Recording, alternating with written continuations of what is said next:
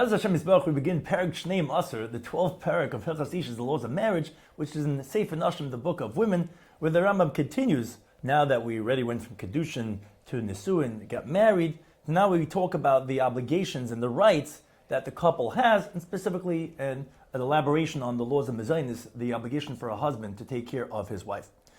Some ideas we're going to discuss in the 12th Perek is the Rambam includes 10 things that a husband is obligated to do for his wife, and that she has rights in that. What's called mezainis, her sustenance, maisideha, the money she makes, his rights to that, the father's obligation to feed his minor banav and benaisav, his sons and daughters.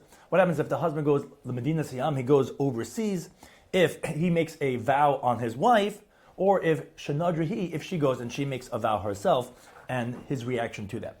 So we begin the halacha aleph, where the Rambam opens up with the obligations of the husband and the rights in a marriage. When a man marries a woman, bein besula, bein beula, whether she's a virgin or she's not a virgin, bein gedol, bein getano, whether she's an adult or a minor, achas bas yisrael, achas years, whether she's a Jewish woman or she converted to Judaism, or if she was a maidservant that was freed, be that as it may, now she's a full-fledged Jewish woman, he's obligated in 10 things, and he also has rights in 4 things, as the Rambam continues halacha base. These 10 things, 3 of them are biblical, and they are she'era, kesusa, v'ainasa, which is based on the pasuk by the Amavriya that says she'era, kesusa, v'ainasa liigra. What are these 3 things? She'era, el mezainisah, this refers to the obligation to feed her. Kesusa is kamashmoi, like the understanding of the word, which means her clothing.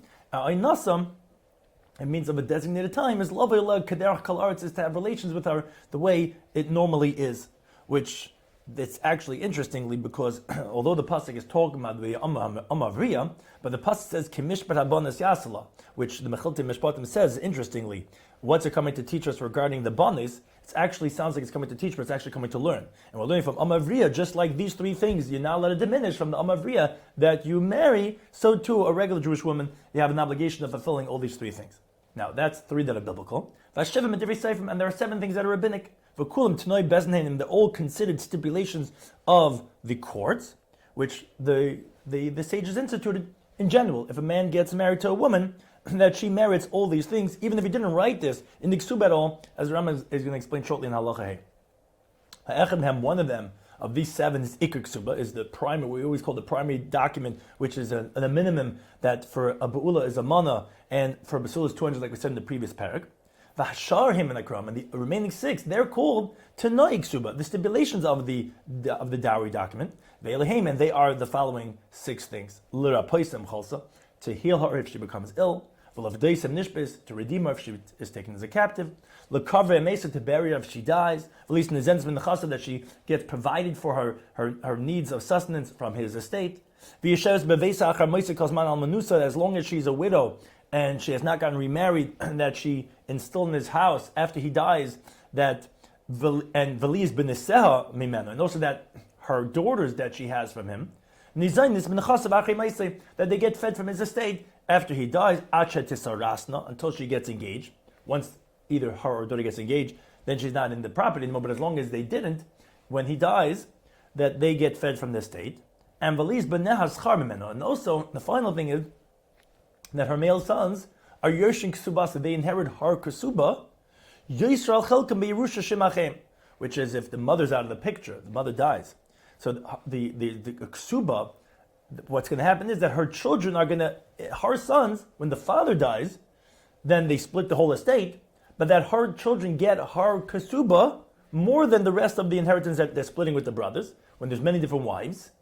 So the father's estate is going to the children and dividing it. However, there's certain parts that are allocated specifically, which is the mother's ksubas. That's the final t'nai of the ksuba.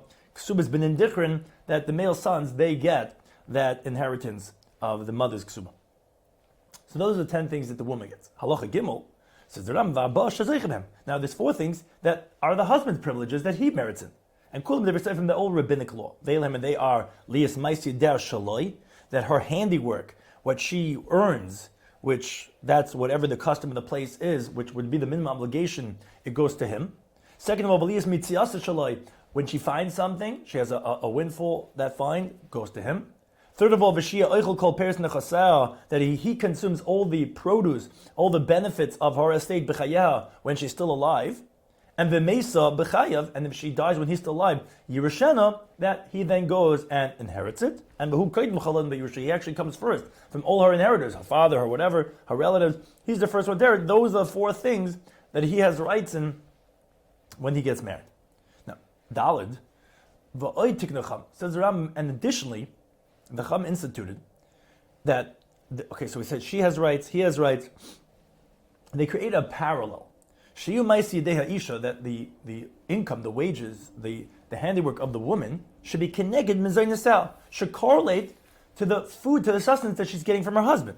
Meaning, since he's providing for her, so she now has to give the income that she makes, so that there shouldn't be what's called ava, which is enmity. He says, I'm providing for you, and you're making money, and you're getting to keep it. So the money she makes goes to the husband. I will explain shortly why that's important. Ufidyaina, the fact that he has to redeem her from captivity, is that correlates to what we said is something that he gets the rights, that he gets the benefits of her estate. Ukfarasa, this that he has to bury her, is keneged Yerushasai, is correlates to his inheritance of her estate, l'ksubasa, that we said is put into the ksuba. Now, therefore, that's the important thing. Since the primary rabbinic institution was for her benefit, because it all started off, since they initially made that she gets mezainas, so then they subsequently said, okay, so he'll get the Maisi Daim because of Ava, because it's a double standard.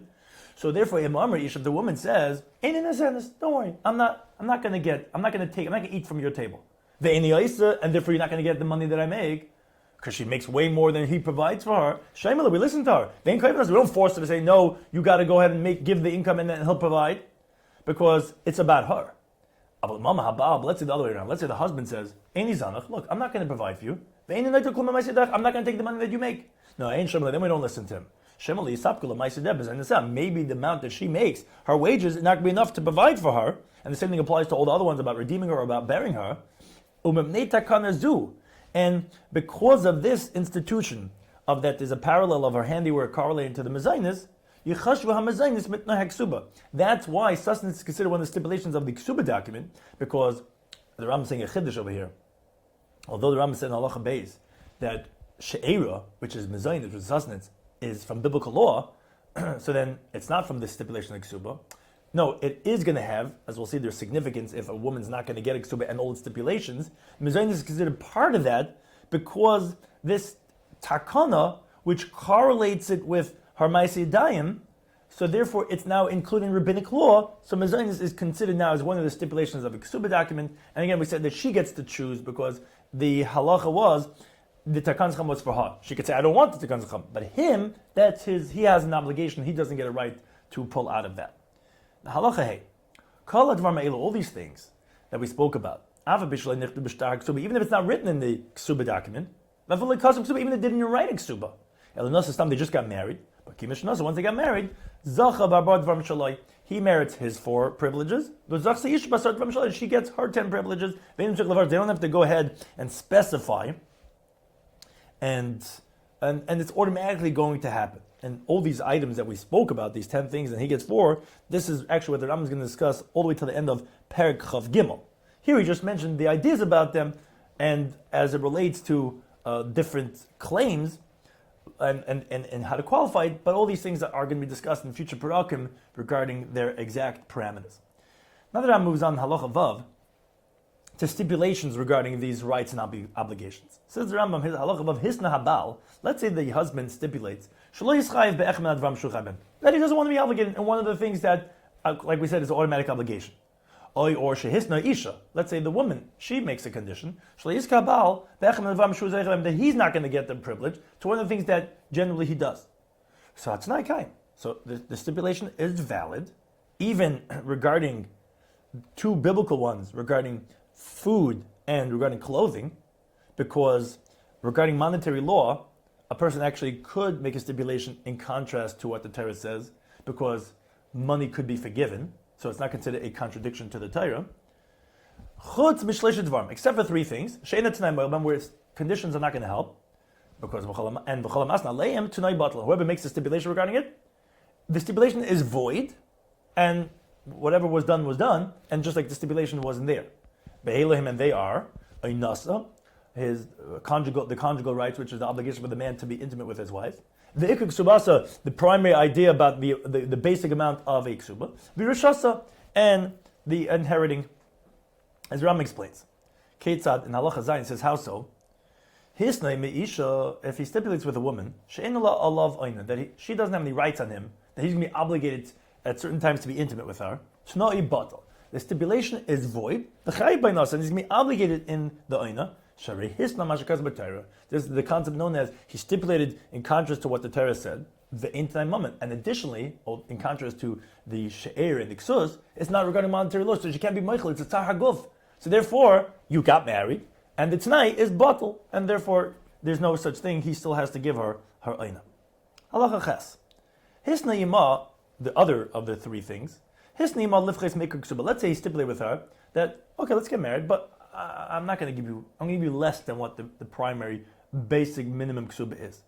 Or let's say shekasul lamasayim. Let's say no, he wrote for her the 200 that's he's obligated. Or meya, or the 100. Let's say she's a b'ula of ikuk ksuba, the primary ksuba. But v'chasv'lai, they did like a trick. She writes to him, oh, I already received this amount from him. Like as if he's giving it, but she already got it, which he's not really giving her anything. The hiloin as Rambam says, but she really didn't get anything. No, tonight batal, the condition is void. And the reason is, although they're writing it and technically you would think, oh, it would fit into the halachic framework. No, because here it's based on psychology.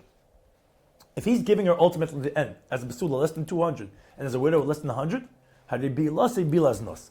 So that cohabitation is considered promiscuous relationships. Why? Why did the Chum make this whole idea of ksuba? Say that he shouldn't just on a whim get rid of her because there's financial obligations, that there's leverage on that. Now, if he's giving her less than the basic ksuba, it's very easy to get rid of her. So it comes out that it's considered, the bia is not really considered like a marital relationship, because she knows that he could just get rid of her, and she never feels safe and comfortable. So therefore, it's like just having znus with him.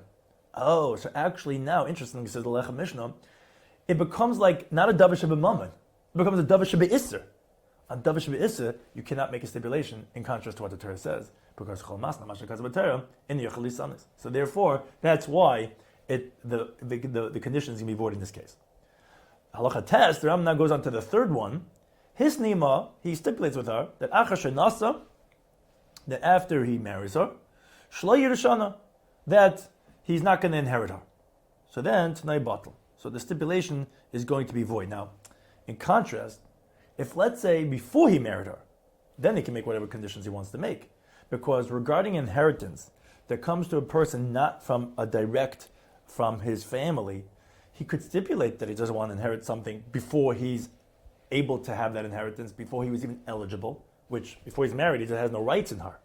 So we're talking about here where he made the stipulation after he married her, that he's not going to inherit her. So that condition is void. And it says the Rambam, although the inheritance of the husband from his wife, that inheritance that he gets is only rabbinic, so you would think that the stipulation would be valid on the biblical level. No, the rabbis strengthened their words like biblical law, and v'chol t'nai shebi Yerusha, any stipulation regarding inheritance is batal, is void. Although it's monetary, and we said regarding monetary, you could make a stipulation in contrast to the Torah. No, but regarding Yerusha, it says l'chukas mishpat, for a statute of justice, to tell you, as chukah always connotes as ma'akiv, that it can't change. You cannot make a stipulation in contrast to what the Torah says. Now, b'shargvam, but all other things, the stipulation is valid. Kugoin, for example, let's say shehisni moshe in leishay gusus. He stipulates that she's not going to get food from him, she's not going to get clothing from him. That he's not going to eat the produce of her estate. Anything like that. Then we said that the stipulation is going to be valid, but regarding these three things which the Rambam just delineated, those things regarding her aina, regarding that of the primary ksuba, and his inheriting her, that again, when he already had the eligibility, when he already got married, that he cannot stipulate on those three things, and the tonight is going to be batal. Halacha Yud, now the Rambam continues regarding the qualification of this obligation that he has to feed his wife. Says the Rambam, Halacha Yud, Kama Merzayin is placing Lisha. Okay, now how much is considered feeding that we designate for a woman that he has to go ahead and provide for her? So it says the Rambam, Paiskan l'lechem shtei sudas b'chol yom. So he has to designate for her bread for 2 meals worth every single day, which is suda beinus or kol adam b'yisir, a medium-sized meal of regular people of that city. Kol adam, like a person she'ina l'chayla b'legargrin, not a person that's sick, which is not that much, not a person that's glutton, which is a lot, somewhere in the middle. And those are the type of foods that the people of that city eat. And chitim, if they usually eat wheat, chitim, then it's got to be wheat. If they usually eat barley, so it's got to be barley. So to rice and millet, or whatever types of species that the common custom is for people to eat. Additionally, besides the bread, whether it be wheat, barley, we also designate for her some type of a condiment, which is a type of a dish that's eaten together with bread. To eat the bread with. Could be kitness, like legumes, type of beans, or yirakas, or vegetables, things like that. So to b'shem l'achila, to have oil for eating, and also b'shem l'hadlokas aner, oil to also be able to light candles with, uperis and produce, fruits, uma'at yain lishtais, also a little bit of wine to drink if that was a common custom of the place that women would drink wine. It's only if that was a custom. If that was a custom, a little wine to drink. Now regarding Shabbos, not just 2 meals, he has to designate for 3 meals because a woman is also obligated in Shalosh Shudas on Shabbos. And also meat and fish if that's the common custom of that place. Now, you also give her every single week a ma of silver, which the measurement of a ma is 1/6 of a dinner, which are 32 prutais, for her needs. Hugain, whether the gear says next word pruta, but lekibus for that of laundering, or the merchas, or for the bathhouse, things like that she's got to take care of her needs. That's all included in the obligation of mezainis. Now, halacha yidalef says the Rambam. Now, but when we say these things about the amounts that are going to be given to the wife, that's ba'ani should be so. We're talking about the poorest of the Jewish people. That's the bedrock. That's the basic minimum. But if he was wealthy, everything goes according to his wealth. It's on a sliding scale. Even if he has the amount of money that he's able to go ahead and give her many cooked dishes of meat every single day, and then we force him, give him money, he has to provide for his sustenance according to his financial scale. Now, let's say he's very poor. He can't give the minimum that we said before, even the amount of bread that he has to give her. Then we force him to divorce her. And obviously he's poor enough he can't pay for the ksuba. So the ksuba is an outstanding debt on him. To be eaten until he can provide and then pay for the ksuba. But we can't keep her here locked into this marriage where he can't provide even the basic needs for his wife. Now, Allah Yud Beis. A husband that wants to give to his wife the appropriate sustenance that's fit for her, but he wants her that she should eat and drink by herself. He wants to eat and drink by himself. He has that choice. He has that volition. But as long as he eats together with her, from every Friday night, from week to week, which, interestingly, that's the time when Talmidei Chacham and Talmudic scholars have marital intimacy with their wives, as the Rambam explains later in Perek Yud Dalet. And because of Einik Shabbos, that creates the obligation of having intimacy at that time. So every week on Friday night, then he should eat together with his wife. Now, Allah Yud Gimel. So Isha Shapaskal Mazainis. Let's say they designate a certain amount, whatever the type of financial estate he has that they provided for the wife. Now she has leftovers. Hamais Labal, the leftovers go back to the husband. Now, Hayibala Kohen, let's say her husband is a Kohen. Now, another condition is Truma. So if the husband's a Kohen, so the wife, even if she's not a Bas Kohen, she gets to eat Truma like her husband. All the food that he provides for her should not all be Truma. Why? It's very difficult for her to protect so much food from becoming tummy, and truma that becomes tummy is forbidden to be eaten. So this is a big task if everything here is truma. And traditionally she has to eat in a state of purity when her own physical body is pure, because when she's tummy or when she's a nida, she's forbidden to partake of truma. So you can't give it all truma. Rather, have its chulin, have its truma, and the chulin shall eat in her state of ritual impurity. Now the Rambam moves on now in Halacha Yadalid that providing sustenance for the wife is, when you marry a woman, you're not just getting married to a woman, you're taking on a family. Because there's going to be children. So Halacha Yadalid, Shem Shal Mechayev B'Zayin sister, just like a person obligated in providing sustenance for his wife, Kachu Chayev B'Zayin is B'Nai B'Nai, so he has to provide for the food for his minor sons and daughters, until they're the age of 6 years old. After that age, then he provides for them food until they become older.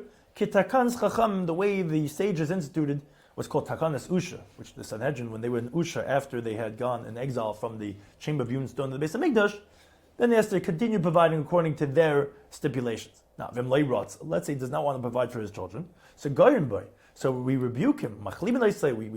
We disgrace him, and we press him. Now, if he still refuses to, so we make an announcement in public and we say, this person is a cruel person. He does not want to provide sustenance for his children.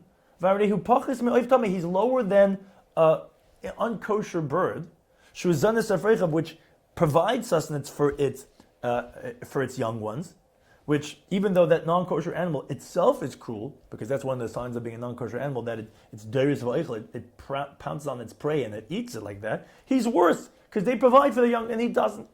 Now, but again, after the child is already 6 years old, then, although we're going to make these announcements and so on and so forth, we don't force him after that age, meaning they don't go down to his estate and forcibly take from him. Now, Allah tezavos.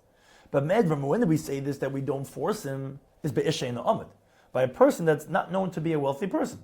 Ve'en yedua, it's not known if he's appropriate, that he has enough to give charity or not. So, although we're going to make this whole thing, we're not going to force him. Now, but if let's say it was well known, that he has money, that he has enough charity even to give that will provide for his children, then we forcibly take money from him to give for his children, simply for the laws of charity. Forget about the fact of his children. From charity laws we have that right, which of course charity starts at home. And then we force him to provide for them until they become older. Now the Rambam moves on halakha tezayin regarding the husband's obligations to feed his wife. That what happens if he's missing in action? He's not around. Misha halach lemedina acheres. What happens if he goes to another country? Now the wife comes to court to claim that she needs food. The husband's not around. So the first 3 months from the day that he left, we don't designate for her sustenance from the husband's estate. Because there's a presumption no one leaves his house totally empty. There's stuff in the cupboard, there's stuff in the pantry, there's stuff that's around.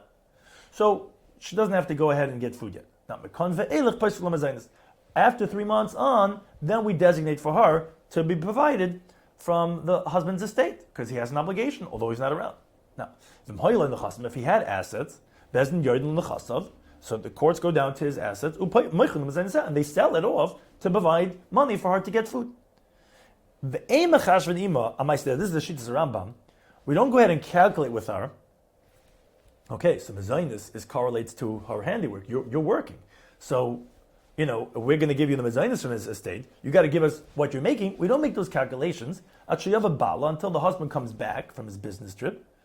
If it turns out, then we'll go and do an investigation. It turns out she was working in that time period. Then it goes to him because we were giving her the sustenance from his estate. Then her ma'aser then goes to him. Now, same thing would apply if, let's say, she didn't come to court to come and claim that she needs sustenance. Rather, on her own, without going to the courts, she sold from his estate. He's not around. She took some stuff and sold it. The mezainis that she can get food from the grocery. So the sale that she did is valid. Moreover, she doesn't even have to do the announcements, which generally when the courts sell certain things, they make an announcement for many days and out in the public so that people know, so you can get the highest price. She doesn't have to do that. And moreover, v'loy shvua. Neither is there an oath that she would have to swear to say, oh, my husband didn't give me anything. No, she doesn't have to make the announcements when she's selling it. She doesn't have to take an oath. Her sale that she's doing of selling off from the husband's stuff to get food is valid. Until the husband comes and he makes the claim and says, what are you talking about? I left her a bundle of money to get food to go to the grocery. Or another situation where to have ramification is after he passed away and she's coming to claim her ksuba, which is when the marriage is dissolved, she gets a ksuba. Then she has to swear that the husband did not leave her anything, as the Rambam is going to say later on, Perek Tazayin. Oh, so once she's swearing over there, Megalganla, then we already devolve on her, which is like a wheel. We add on to the oaths that she's making anyway, also related to this period when the husband was away and she was selling off her stuff from Zainis, that then she has to swear additionally that she only sold for food that she needed, and not that she really had other monies and she was just selling off because she wanted to go out and buy other products or whatever other reason she was using the money for. Then she would have to swear then again, either when the husband comes back or when she has to swear anyway when he passed away, when she's collecting the ksuba. But again, in the moment she doesn't have to swear, she doesn't have to make an announcement, she could just sell her stuff and go ahead and the sale is valid. Now halacha yud zayin. So just like we just said, that the courts sell the husband's assets for the woman's sustenance when the husband had traveled away, so too we sell his assets to provide for his young children when they're 6 years or younger, where he has the same obligations. But if they're older than 6, then they don't provide for them from his assets when he's not there, even if we know him to be a wealthy person. Because, as we explained before, that's why the logic was so important. The only reason why we force him when he's wealthy is because the laws of charity. Now, once he left this country in a clear state of mind, he's not commanded to provide for them, and therefore we can't go to his assets when he's not here, because it's only for tzedakah. Tzedakah, we can't go to someone's estate when he's not here. We can force him when he's here, but not when he's not here. So therefore, when they're over 6, even though from the laws of charity he'd be obligated, that doesn't apply when he's not here. So to someone who became mentally deranged. So the courts, he's mentally deranged, he's getting psychological help, but he's not mentally sane. So the courts go down to his estate to moichrin and they sell it, and they provide sustenance for his wife and his young children, that are under 6 years old, but again, only under 6 years old because they're not any worse than a person who has that obligation in general. And then they provide for them, including clothing, including all types of the obligations that he has, again, as long as they're under that of 6 years old. Now, halacha yud ches is the Rambam. There are certain ga'inim that rule that we don't designate sustenance for a woman that her husband went overseas, or if her husband died. So this is qualifying everything we said up until now, until you have the document of the ksuba that she has in her possession.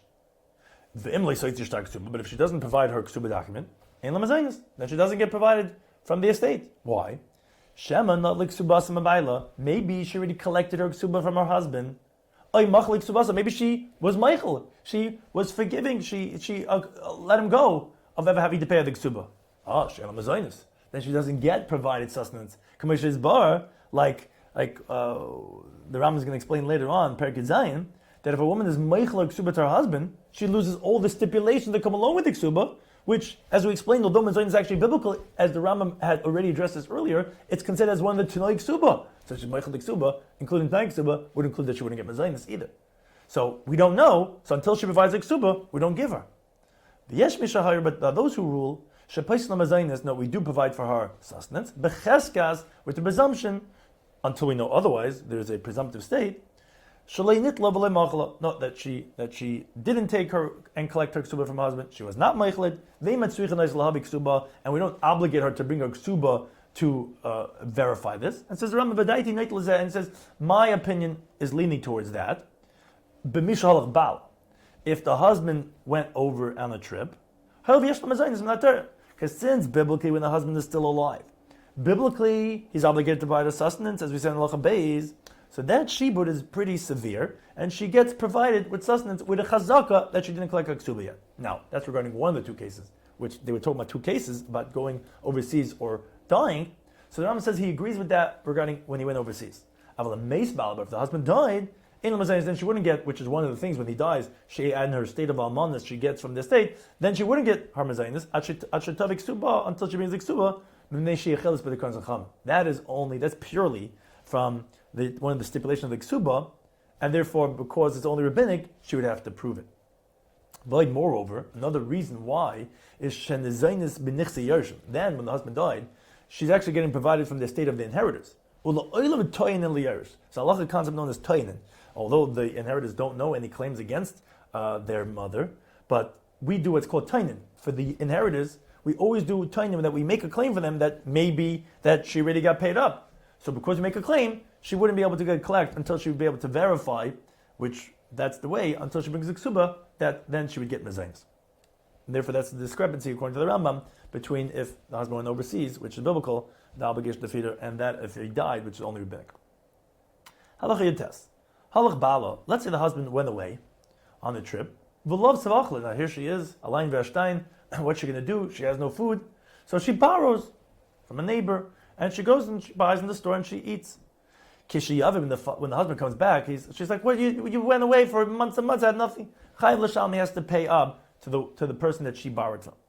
Now, but let's say Omen Echad Midas Atzma. Let's say someone on his own, a very concerned community member, sees here this woman is not making it. He gets up on his own, v'zana mishalai, and on his own, not as a loan, he goes and he provides for her.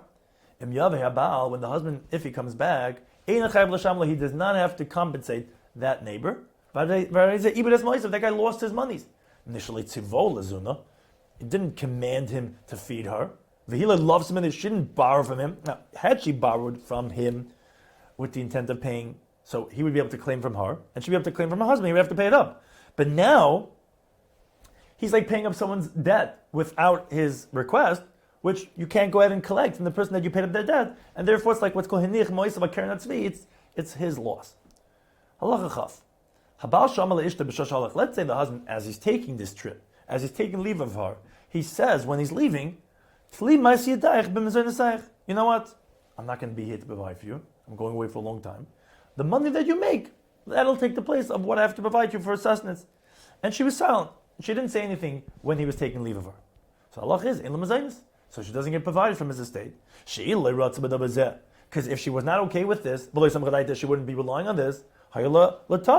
So she should have claimed from him that to say that even if I'm going to make money, I don't know if it's going to be sufficient, and she could protest on that. Or she should have said to him, what I'm going to make is not going to be enough. For the fact that she didn't protest, that shtika was kaidah. She was okay with that, and therefore she has no claim, and she can't take from the state. She has to go ahead and work herself. The Rambam continues halacha chaf aleph with the claims of I left you sustenance. What's this? You're telling the courts and you're getting monies and everything. I left you. Halacha chaval harisha amad badin. If a woman comes to court, she comes to court. She says, "Look, my husband's away. Look, there's nothing in the house," and they designate for her monies for her to get food. And then the court goes and sells from the husband's estate. They give it to her, or let's say she sells it on her own. And months later, the husband comes back and he says, "What are you talking about? I left her food. I left her money for food." So the woman has to swear by holding a holy object like a sefer Torah that he did not leave her monies or foods. Now, let's say loy tava. Let's say there was no claim, and no sale. Rather, she waits until he comes back, and he says, "Hinachti, I left you stuff." She says, "Lo hinachta, no, you didn't leave me anything." So she never came to court to claim or to sell. We don't know of anything. But he comes back and says, "I left." She says, "You didn't leave, and you know what happened? Let me tell you. Let me fill you in. I borrowed from that neighbor, and that's how I provided." Now, here, she's making the claim that he should pay back her debt. And he's what's called koyfer bakol. He's totally denying. What are you talking about? I don't have to pay anything. I left you. So nishba shvuas heses. So he has to swear what's called a rabbinic oath of shvuas heses, because like any time, what's called koyfer bakol, when you totally deny a claim, unlike the biblical obligation of moedim miktzes, where he's biblically exempt from an oath, but the chum required to make an oath, but it doesn't require holding a sefer Torah, he has to swear she'nichla that he left her food, then he'll be exempt, and then the debt is laying with her, and she's going to have to find some way to pay up this neighbor. Again, that's different than, because it depends who's claiming from who. In the previous cases is, we already did this, and now he wants to exempt himself. Here it's like, no, we don't know anything. Here she's coming to claim from him, so therefore the onus is going to be on her, and again, he could just make a shvuas heses and be exempt. Halach chav beis. Machar metalton v'amra.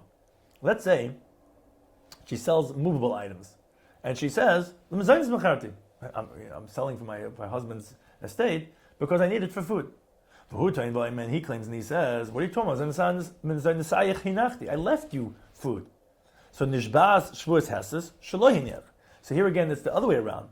Here he's trying to collect because she already did this already.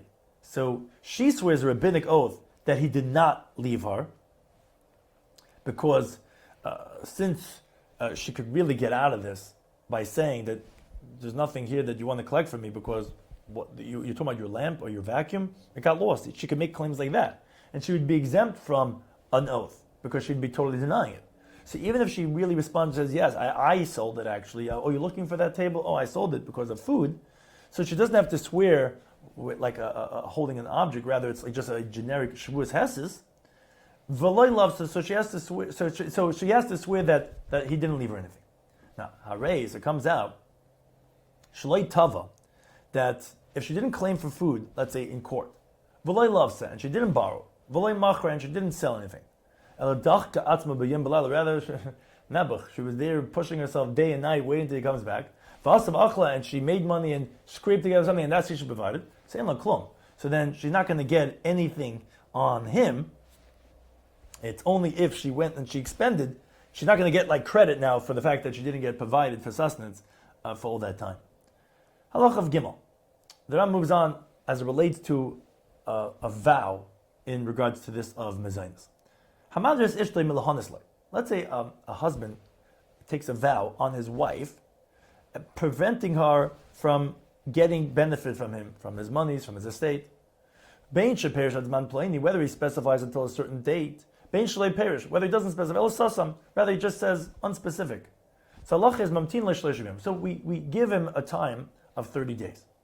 Im tama yimei nidra, if the expiration of the vow ends before 30 days because he didn't make the vow more than 30 days. Or it didn't end, but the hit nidra, but he was matter the nidra. He was able to undo the vow. So that's okay, and they could continue staying married.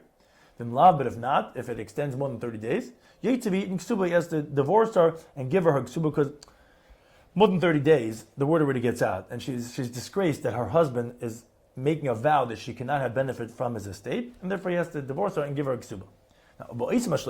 Now, during those 30 days, so what she has to do is, since she's not allowed to have benefit from him, because he took a vow, so she should work and make money and provide for herself and eat that way. And let one of his friends provide her, and that's not considered as if he's an agent of the husband who took a vow, because the husband is not going to tell him to provide for her, rather he's just going to say it out loud, whoever gives to her is not going to lose. And that friend should provide for her dvarm shi tzrich that things that she needs that are yes on there, that's more than the money she's making. Speaking like if the money that she's making is not enough to cover all her bills. Now, Allah of doubt. That's if he took a vow that she should not have any benefit from it. Now, Allah of doubt is hamadris ishtay. Let's say he takes a vow on his wife. That she shouldn't be able to taste one of any types of fruits. Where, in other words, what it really means to say is that he's making a prohibition that she should have any benefit from his estate if she tastes one of a certain type of fruit. Because if he tells her, I'm making forbidden on you that type of fruit, he hasn't said anything, because a person cannot make someone else forbidden on fruits that's not his own. But it means to say, he said, if you're going to benefit from this fruit, you're forbidden to have benefit from my estate. So, but it's on a specific fruit. So again, we give a time until 30 days. Yasha came more than that, you're to be eating ksuba, even though it's only on one fruit, he has to go ahead and give her ksuba. Now, even if the vow was that she shouldn't eat something bad for her, and even if he took the vow on something that she never ate in her life, he has to divorce her after 30 days, beating ksuba, and he has to give her the ksuba. Now, let's say she took the vow. She's not going to eat one of the types of fruits. Who is nidra, and he fulfilled that vow, which is if he hears and he doesn't protest, he's fulfilling that vow that she has to keep it. Let's say she took a vow that she's going to be a nazir. And he doesn't nullify it, which she's not able to partake of wine and its derivatives. So now, if she wants, now she took the vow, if she wants to stay married to him, and she won't eat those periods like Nazir, she'll be a Nazir. So she can stay married to him. But if he says, I don't want a wife that's a woman who takes vows, which she did, she's going to be a Nazir, she's going to not be able to take those periods. then Yitzibit Ksuba, he has to go out and divorce her, but he has to give the Ksuba. Why? Why is it his fault? She took the neder. Because he had the ability of nullifying the vow. And he willingly went and sustained that vow, so therefore it's his obligation to go ahead and give the Ksuba, as the Gemara in Ksuba says, who nasan espa now. Yeah, she bid on him, but you put your finger between her teeth. Who asked you to do that? And you could divorce her because she's an adronis, but again, it's your fault because you makayim it, and therefore he has to go ahead and give her the Ksuba.